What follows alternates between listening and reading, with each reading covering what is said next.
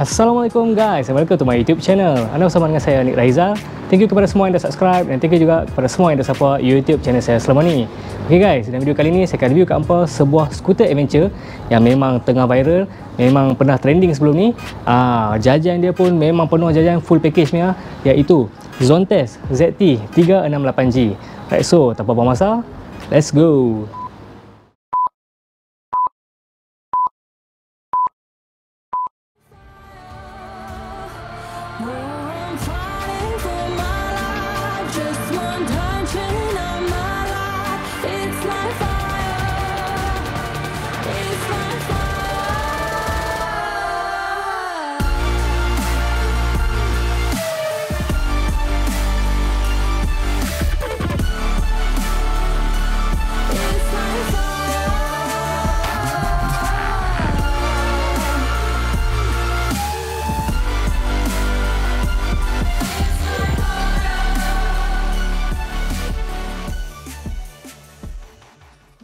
Okey guys, jadi inilah dia Zontes ZT 368G.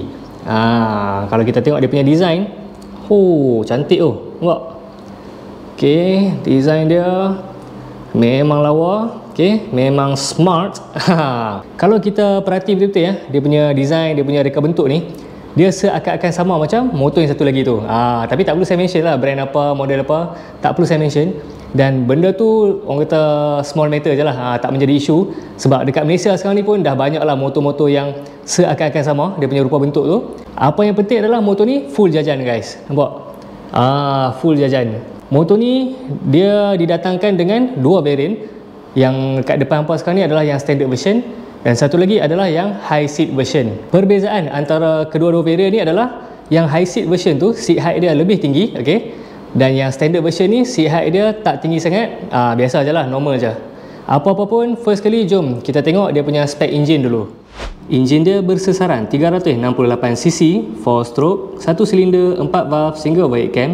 Lepas tu motor ni dia menggunakan fuel injection dan juga liquid cool. Lepas tu kalau untuk skuter macam biasalah, dia menggunakan CVT transmission. Enjin dia mampu untuk menghasilkan 38.2 horsepower pada 7,500 RPM dan juga 40 Nm of torque pada 6,000 RPM. Macam inilah rupa dia dari pandangan atas. Okey, ni dia punya penemeter, handlebar, side mirror apa semualah. Dan macam apa boleh nampak kat sini, motor ni dia tak pakai kunci, dia menggunakan sistem keyless. Bila pakai keyless ni of course lah hampa akan dapat sekali dengan dia punya remote, okey, ataupun dia punya sensor lah. Jadi hampa kena pastikan remote ni ada dekat dengan motor, baru dia boleh detect, baru boleh start lah. Okey, ni kita simpan dulu. Cara nak start dia, hampa tekan button merah ni. Okey, tekan sekali. So dia akan enable lah sistem keyless tu, dan penemeter pun akan menyala. Nampak tu penemeter dia. Smart nampak? Punya besar, punya cantik. Okay, so kalau untuk sebuah motor skuter, kalau nak start macam biasa, hampa perlu tarik brake, lepas tu tekan je ignition switch ataupun starter. Cumanya disebabkan saya seorang, saya akan try guna brake depan. Boleh ke tak? Tarik brake, lepas tu tekan starter. Okay, enjin pun dah hidup. Jadi untuk bunyi yang lebih detail, untuk dengar bunyi yang lebih jelas, kita akan test dekat luar studio. Macam inilah bunyi dia bila dalam keadaan idle. Ni pula bunyi dari bahagian exhaust ataupun muffler. Kita cuba rem sikit.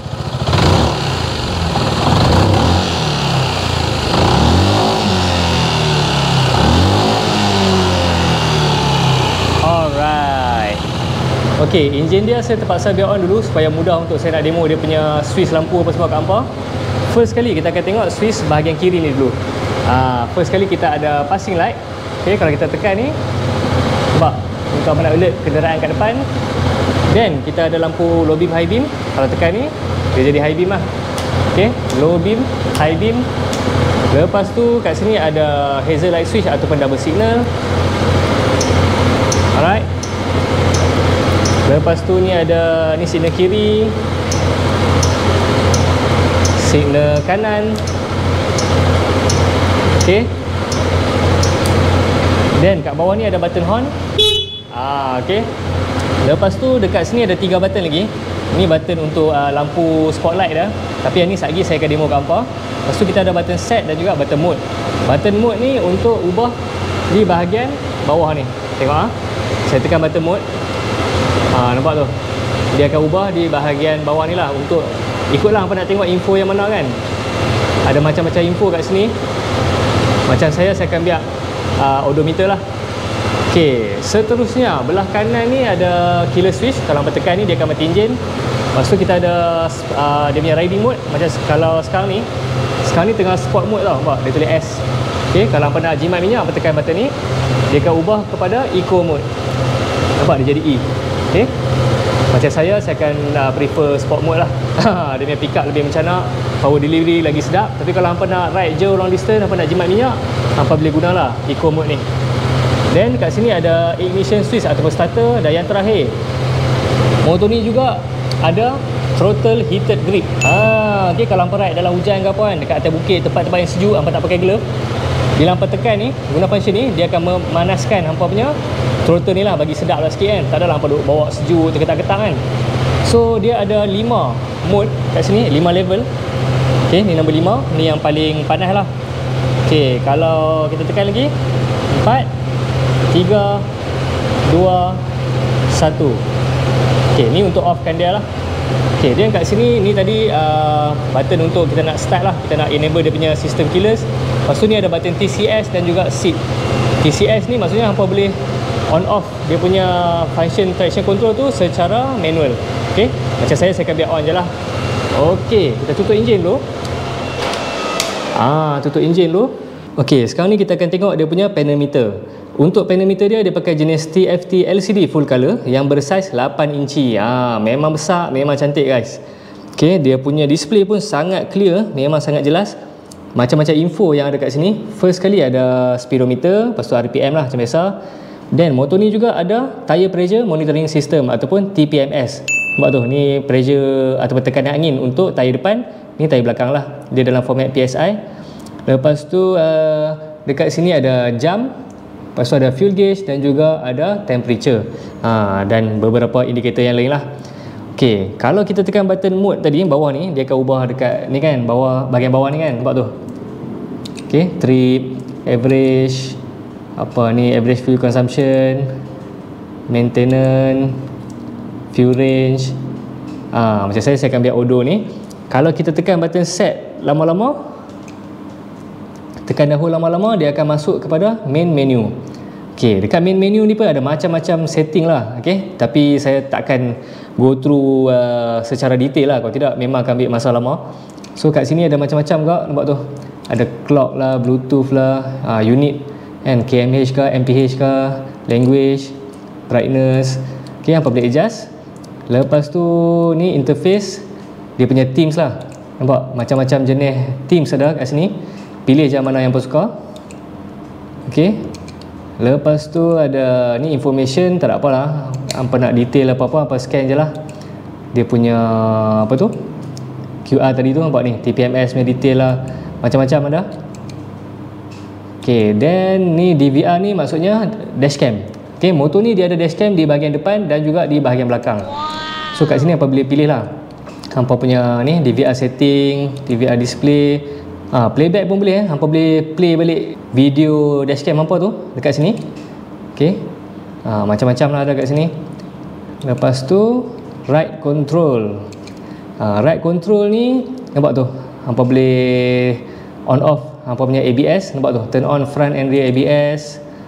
Lepas tu turn on front and rear ABS, ataupun hampa boleh turn off rear ABS only. Macam saya akan biar on je. Ok, dan motor ni juga apa ni, panel meter dia juga hampa boleh screen mirroring tau. Maksudnya hampa boleh connect melalui hampa punya smartphone tu. Smartphone hampa boleh connect dengan panel meter ni dengan menggunakan Zontes punya apps lah. Okay, tapi yang tu nanti pandai-pandai lah hampa explore sendiri kan. Ok, bila hampa beli motor ni, hampa memang akan dapat sebiji macam ni tau. Maksudnya segala aksesori yang hampa nampak sekarang ni memang hampa akan dapat terus. Ok, hampa tak perlu nak add on, nak tambah apa pun. Jadi first kali hampa akan dapat throttle handguard ni. Nampak? Throttle handguard ni hampa akan dapat sepasang.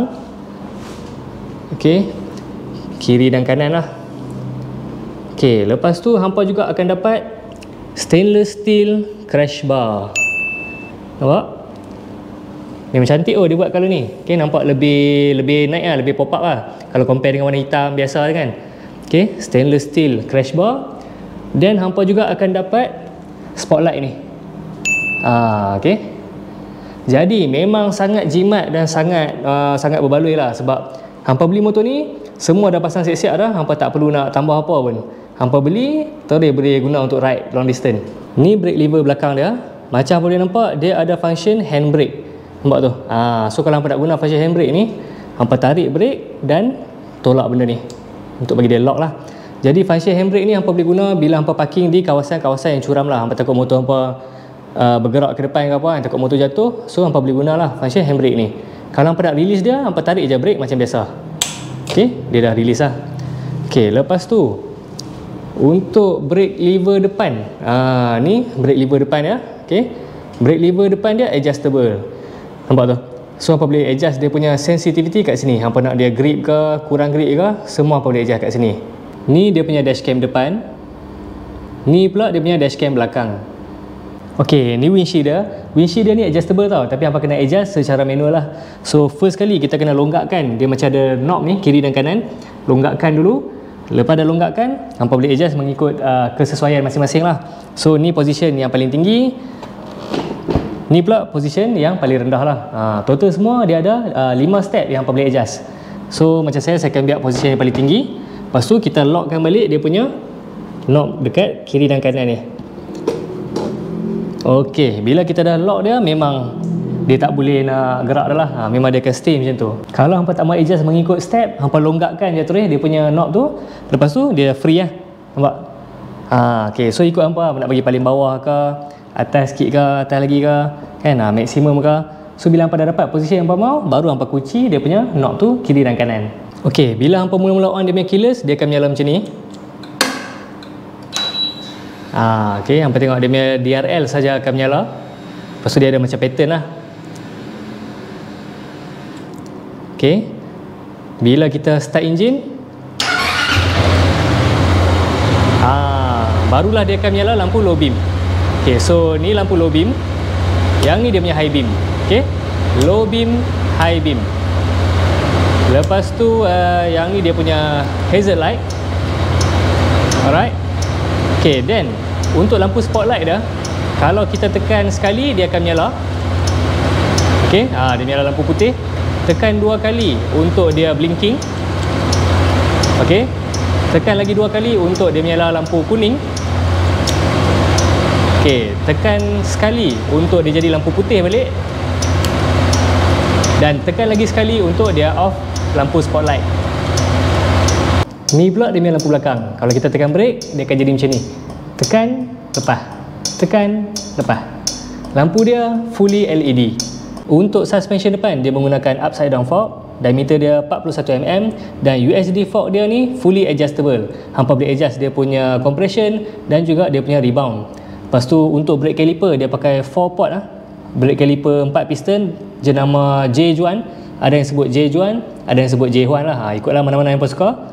Okay, brake caliper 4 piston. Dan juga ada single disc. Disc brake dia ni dilengkapi dengan dual channel ABS. Rim depan dia saiz 17 inci. Tayar depan dia pula saiz 110/70. Rim belakang dia pula saiz 14 inci. Tayar belakang dia pula saiz 150/70. Untuk brake belakang pula ada single disc, ada ABS juga, dan juga brake caliper 1 piston. Untuk suspension belakang pula dia menggunakan dual shock absorber, siap dengan subtank ni lagi. Lepas tu absorber belakang dia pun adjustable juga. Hampa boleh adjust dia punya preload dan juga dia punya rebound dekat bawah ni. Okay, total semua ada 7 step yang hampa boleh adjust. Fuel tank dia pula berkapasiti 17.5 liter. Memang besar gila guys. Okay, cara nak buka dia, first kali hampa kena tekan button merah ni. Okay, tekan sekali. Maksudnya hampa kena on dia punya keyless system. Barulah dia akan unlock fuel tank ni lah. Okay, so barulah hampa boleh buka macam ni. Nampak? Lepas tu bila hampa dah settle isi minyak apa semua, tutup dan tekan sahaja. Ok, kalau kita tutup, tengok kalau kita tutup, dia tak boleh buka guys. Nampak? Dia tak boleh buka. So ni adalah salah satu safety features lah untuk motor ni. Seterusnya kita akan tengok dia punya seat pula. Okay, kita usah sikit seat dia. Oh, seat dia memang sangat besar dan luas. Dia punya span Spine dia pun okey, tebal dan lembut. Okey, tebal dan lembut. Lepas tu kat sini dia ada macam tempat sandak ni, macam backrest ni. Untuk pillion ataupun penumpang belakang sama juga. Nampak? Spine dia memang tebal dan lembut. Okey, cara nak buka seat dia, hampa cuma perlu tekan button seat ni sahaja. Hampa tak perlu on pun. Okey, tekan. Okey, lepas tu seat dia pun dah boleh buka. Jadi macam inilah rupa di bawah seat dia. Okey, tu dia guys. Sangat-sangat besar dan luas. Okey, memang besar, memang luas. Dan dekat sini dia dah siap-siap lapik dengan macam kapet ni tau. Macam kapet ni. Dia bukan plastik kosong nampak. Dia dah ada cover macam kapet ni. So memang nice. Okey, kalau kita on ni, kalau kita on, dia akan nyala lampu. Okey. So malam-malam ni kalau hampa nak cari barang kat dalam ni, lebih mudah lah kan, sebab ada lampu. Okey, sekarang ni tak payah cakap banyak. Jom kita try masukkan helmet, tengok. 2 buah helmet, kita tengok muat ke tak muat dalam ni. A few moments later. Okey guys, macam apa boleh nampak, saya dah masukkan 2 buah helmet dekat sini. First kali kita ada helmet full face daripada Zeus. Okey, Zeus ZS811. Dan ni pula adalah helmet open face daripada KHI. So jom kita tutup tengok muat ke tak muat. Muat nampaknya tanpa sebarang masalah. Dia punya underseat compartment memang sangat besar, memang luas. Okey, memang terbaik. Dekat belah kiri ni dia ada space compartment. Cara nak buka dia, dia ada satu hidden button tau kat sini, kat belah dalam ni. Okey, hampa perlu tekan ataupun tarik macam ni. Tengok 1 2 3. Nampak? Okey, baru boleh buka lah. Dia punya ruangan pun agak dalam kat dalam ni. Okey, cuma gelap sikit. Tak apa, saat saya masukkan saya punya phone Samsung S24, kita tengok muat ke tak muat. Okey, muat tanpa sebarang masalah. Lepas tu dekat sini dia juga ada USB charging port. Okey, USB charging port type A dan juga USB charging port type C. Okey, cakap pasal USB charging port. Okey, tapi sebelum tu jom kita tutup dulu. Tengok muat ke tak muat. Bila hampa tutup ni pun hampa perlu tekan button tu juga tau, baru dia boleh lock. Okey. USB charging port dia bukan setakat di situ saja, tapi dia ada total, dia ada 6. Maksudnya 3 set lah. Situ satu USB charging port type A dengan type C. Lepas tu dekat sini, nampak tak? Dekat sini ni dia ada getah ni. Hampa boleh buka. Okey, hampa boleh buka. Nampak tu tengah tu ada USB charging port type A dan juga type C. Okey, kita tutup balik. So 1 set, 2 set, dan yang ketiga tadi kita tekan seat ni. Yang ketiga adalah dekat sini. Okey, nampak tu USB charging port type A dan juga type C. So maksudnya total semua ada 3 set dan juga 6 USB charging port. Padu tak padu? Tak cukup dengan tu, motor ni juga dia ada hidden hook. Hampa tengok ni. Ni kan kosong kan, tak ada apa. Hampa tekan belah bawah ni. Nampak dia boleh buka, dia boleh pusing. Nampak tu? Dia ada hidden hook ataupun tempat cakok ni lah. Okay, so ni kalau hampa nak gantung plastik makanan ke ayak ke apa, memang ngam. Ni footrest untuk rider. Okay, nampak dia punya space pun memang besar dan luas. So hampa boleh lah nak letak kaki dekat sini pun boleh, nak lunjurkan kaki ke depan pun boleh. Dan dia didatangkan siap-siap dengan steel plate ni. Nampak? Main siap-siap dah dapat steel plate ni. Lepas tu apa yang uniknya adalah, hampa tengok footrest belakang dia. Ada 1, 2. Rancak kan? So yang ni memang untuk pilihan lah. Okay, untuk penumpang belakang. Kalau hampa nak guna, hampa buka je macam ni. Okay, ni pula adalah sebenarnya untuk rider tau. Rider-rider yang nak main off-road. Hampa bisa tengok tak orang main off-road, mereka berdiri atas motor kan, mereka sambil berdiri. Kalau hampa nak pijak kat sini, boleh-boleh tapi kurang selesa. Tapi hampa boleh, kalau hampa pijak kat sini, lagi best, lagi ngam lah. So siapa-siapa yang memang pemain off-road tegar, hampa akan appreciate lah bila ada footrest kat sini. Motor ni berat dia 198 kg. Kalau nak tolak dekat kawasan parking tu agak berat sikit, tapi bagi saya still okey lagi lah. Dia punya seat height pula adalah 770mm. Yang ni untuk yang standard version lah. Macam saya dengan ketinggian 164cm bila saya naik motor ni, overall masih okey, masih sampai lagi. Kaki pun kena ginjak sikit je, tapi masih boleh handle motor ni dengan baik. Dia punya wheelbase pula adalah 1560mm. Motor ni didatangkan dengan 3 pilihan warna. First kali adalah warna grey, yang kedua adalah warna putih, dan yang ketiga adalah warna hijau. Harga motor ni bermula dari RM28,800, tak termasuk road tax, tak termasuk insurance. Ok guys, so rasanya sampai sini je video kita pada hari ni. Stay tune untuk next video. Jadi kalau bersuka video ni, jangan lupa like, komen dan share. Jangan lupa subscribe. InsyaAllah kita jumpa lagi pada video yang akan datang. Assalamualaikum.